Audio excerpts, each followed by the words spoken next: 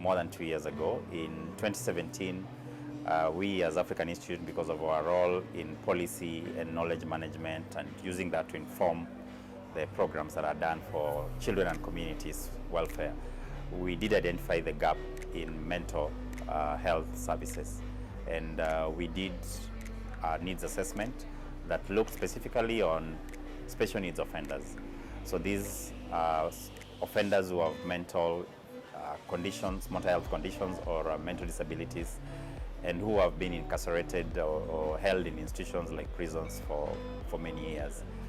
In Mathare, there are over 20 of them, some of them with more than 20 years.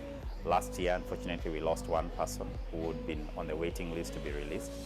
And it's because the law as designed is you can't plead guilty if it's confirmed that you have a mental disability or mental health condition. Hii ni maneno inataka hata serikali iingilie sana, sababu hata ukienda naye hospitali kwa daktari wengi wajui maneno ya handicap na mental, hawajui, hata askari wenyewe hawajui, hata walimu hawajui. Hii ni maneno inataka iingiliwe na serikali vilivyo. So this project is therefore designed to provide model of how do you handle such a case. Can we do a non-institutionalized correctional service if there is anything like that, or how do you assure the human rights of this person? We also did appreciate from that project that for that to happen, and not just for persons in prison, but for anyone in the community, you need access to health services. And this needs to be sustainable, so community-based. You also do need access to community-based rehabilitation and reintegration, because we're saying every human being deserves to be in a space that they call home with dignity and not being captured within institutional care. And so this program is providing a model on how to do this too. We have clinical services being provided by Camille organization as a partner, and they have had a long history of providing community-based mental health services in a very sustainable way, including training nurses, working with the nurses to work in the community system, to do outreach, provide information, awareness, and reduce stigma issues. My name is Patrick Gitonga Gikunda. I am a nursing officer trained in psychiatry and mental health. This is a Githongo Sub-County Hospital. Our day-to-day process involves screening of patients. We screen them. We enroll them for care in the psychiatry clinic. We offer treatment. We do psychotherapies. We do the group therapies with them. And when possible, we also do the home visits.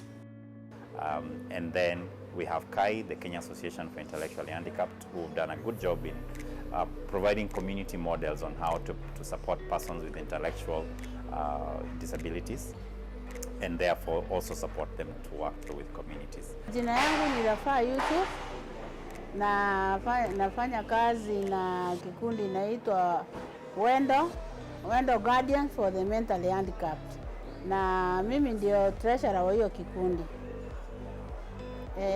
Vile tunafanya kwa kikundi, tunajaribu ni support group ya wale watoto wako na mental disability, na pia tuna watoto wana mental health, na kuna watu wazima pia wa mental health.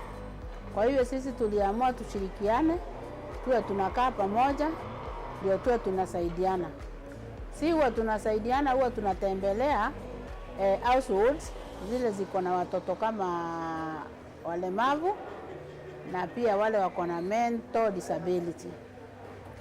Kazi yetu hasa ile tunafanya kwa kujisaidia, huwa tunatengeneza sabuni, tunajinunulia sisi wenyewe kwa bei nafuu, na tunatumia hiyo sabuni manyumbani zetu. Pia huwa tunatengeneza air freshener, sababu watoto wengine huwa watoki kwa vitanda. Ni wengine ni bedridden, na wengine wanajaribu hata wakiwa kwa bed. Kwa hiyo hiyo air freshener huwa tunamwagilia mahali wanakaa, ndio wawe na environment mzuri. Hiyo kikundi tu inaitwa KAI. Wametusaidia kimawazo, wanatufunza, wanatuletea kile wako nacho, tunaweza kufanya, alafu tusaidie watoto. We're really proud that we can see such a group now sitting on the same table with the county director for public health and the county director for curative health services, and giving his opinion, and the opinion being picked right into the annual work plan for the county. We've been able to train over 30 community health workers or community health volunteers here in Meru, and there are 3,294 community health volunteers. I'm a community health assistant, covering Abo West Ward, but mainly I cover 4 units, that is Kenjo unit, Kaderi unit, Kiandombe unit, and Mwaneka unit. All those are in Kaderi Central location. Yes, I have a number of CHVs that we deal with in the community level. They are 44 in number.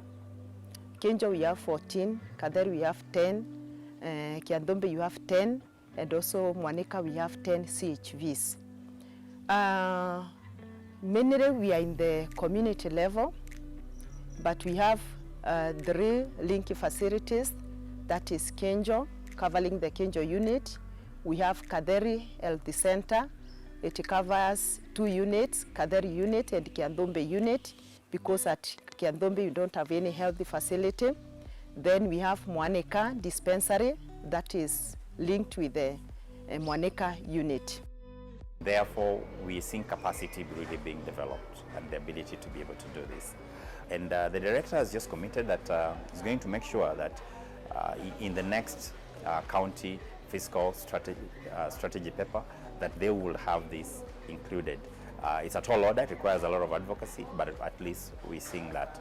And so we're pretty impressed by what we're seeing here, and we think that sooner than later we'll be able to see this. Let me also mention that we had a visit to Githongo sub-county health facility, and we were told that they actually been seeing an increasing number of people coming up and saying, you know, I think I have a challenge or a mental health condition.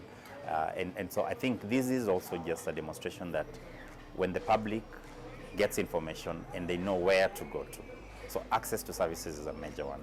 And so we've seen this happening, and we think there's a great impact that's already happening.